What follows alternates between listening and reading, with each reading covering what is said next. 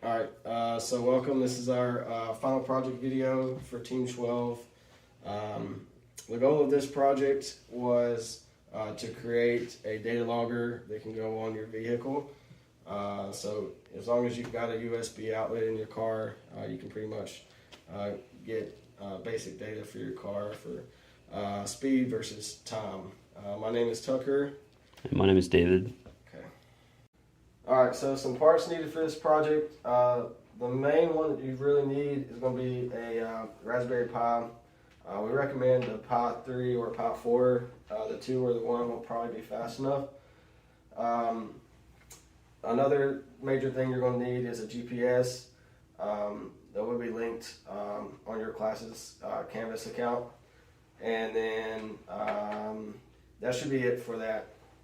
And then for accessories, you also need a display. This display can be an external like this. You can use your phone, or you can use a small handheld, which you can code into the Raspberry Pi.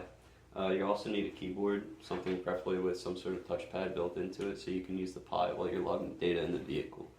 Yeah. We recommend a TV though, because the TV, you don't have to code the Pi to be any different though. Yeah. Okay, so to start out building, the first thing you're going to do is take your SD card and connect it to your computer with like a USB connector, and you're going to download it with the legacy operating system. And this document I'm looking at was provided by our professor John McAlpine, and it basically told us kind of everything you need to do to build it. After you've coded it with the correct operating system, you'll just plug in your power supply, your HDMI connection. Make sure you get a micro and not a mini. That was a mistake I made. And then plug in your keyboard as well with the little dangle that it comes with. And then also plug in your GPS. As you do that, you'll just start going through. You'll open up your Pi, start running it for the first time, answer some questions, and then you'll have to go through and code it and tell it to like grab code off of the GitHub that our professor also provided, and then you'll also have to tell it to recognize the GPS too. But all that is in this document. It all tells you how to do it. And then when you're ready to start, there's just a simple code that you type in as well, and it'll just start start recording data. Oh, there goes our thing. It's still good. I think it landed in here. On the other side of the dash.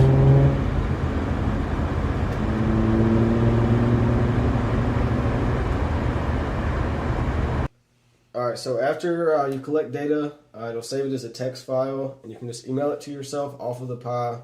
And we opened it up on Excel and created a graph. We created a graph that just shows our speed versus time. So obviously miles per hour is on the left, and then time is on the bottom in seconds.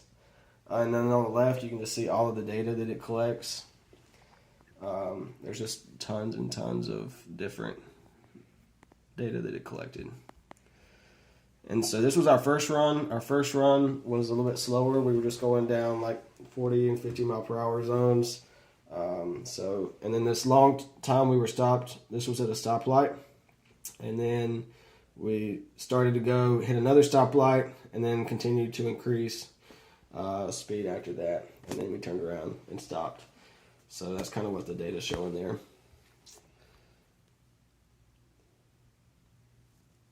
And then for our second log, this log was on the highway. As you can see, we got up to about 72 miles an hour.